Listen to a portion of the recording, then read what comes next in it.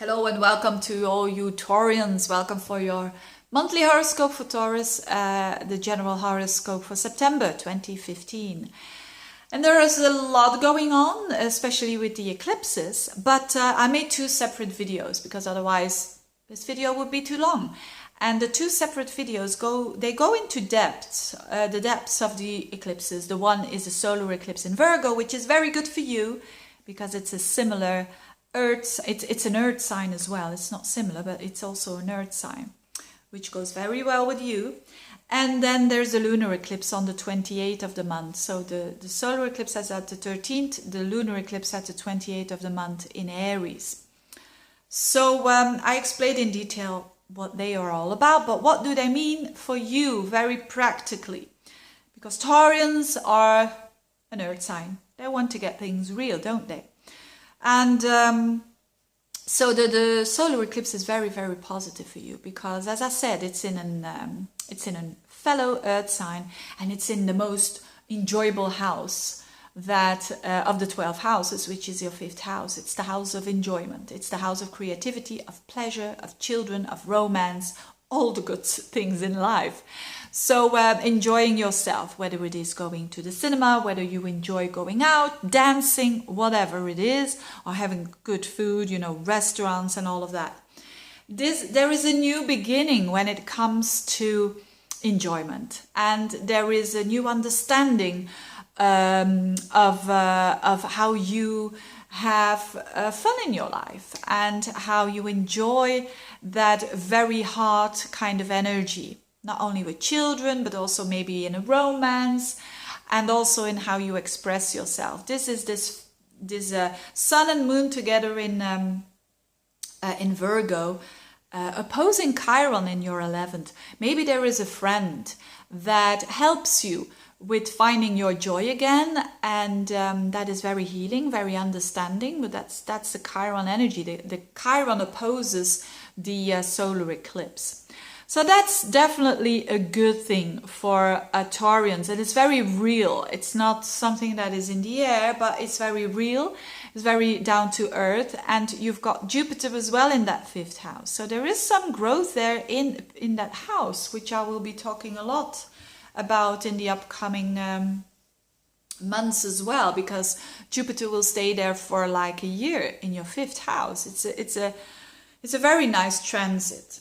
Also, when you want children, if you want to have children, it's a good time. It's a sign that could be a child there, and but new beginnings. Maybe kids are coming in your life, or maybe kids are going out of your life. They're never truly out of your life, of course, but maybe they're 18 and off they go. They go to college or university or whatever.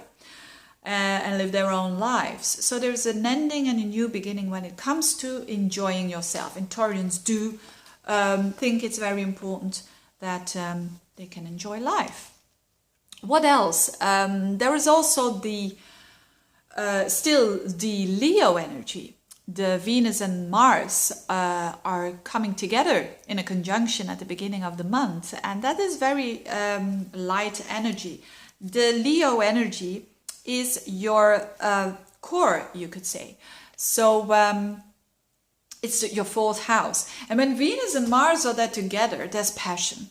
When Venus and Mars are together, there's passion. So could there be passion at home? Could be. It could also mean that you are very active at home and you like it. That you are maybe redecorating, or you are doing I don't know, it's in Leo. So it must be something that you do from the heart. Could be a lot. It could be a move as well. And if that is the case for you, if you are in the midst of a move, you're really gonna enjoy it, even the moving itself, which is mostly not really enjoyable, is it?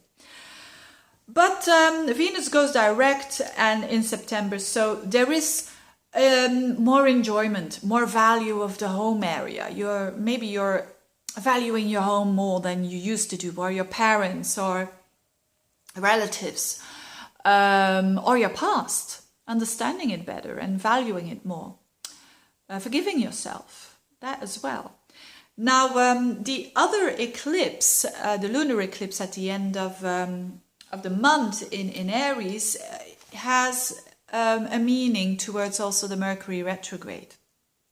And that happens in Aries and in Libra. So, and this is for you Taurians, the 6th to the 12th house.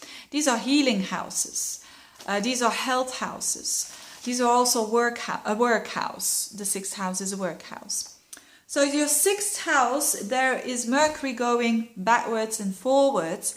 And then at the end of the month, there's this full moon in your 12th house. So definitely you are going to understand a bit of your blind spots. We all have them. We all have blind spots. And when there is a full moon in the 12th house, it always shows that there is some culmination there of understanding your needs. Maybe you're not going to tell anyone, hey, this is what I need, but you are going to understand it on that very deep level. It's also a moment of having the possibility to let go of something, someone, some situation with the full moon there in Aries. And it will feel as a relief. That could be the case as well. It's and for others it will be related to their work, because Mercury goes retrograde in that 6th house there, which shows that you are maybe thinking about changes at work. Maybe you're definitely standing still when it comes to your routines. Mercury in the 6th house likes it there. Why? Because it wants to improve that 6th house. It wants to organize it better. The 6th house is already a house of organization, and maybe you are a Taurian who says, I don't like to organize things into detail, but it can give you a lot of relief afterwards. Because the 6th house is a very administration kind of house. So maybe you have been neglecting your administration. It's a good time now to take those paperwork and make it, you do a bit more effort on that, and you will tremendously get results from that and work easier afterwards. So it's better sometimes to stand still and really get to the root of that problem and fixing it, instead of just encountering that problem over and over again and walking next to it or avoiding it. So, and it's a time to stand still when it comes to work, but also when it comes to your health. It's a good time to stand still and to think about maybe what can you do to improve your health, your physical health, your mental health. And maybe there is this culmination happening around the end of the month that shows you, look, when I do this, when it comes to my health, I feel lighter. I feel not having that burden on me that undermines me, because that's also the 12th house. So very interesting month for Taurians. It's a bit of everything, and I hope you enjoy it. I hope you make the best out of it. Thank you so much for watching. Thank you for all your support, your sharing, and all of that. Watch out the other videos that I made if you want to, and see you next month. Bye bye.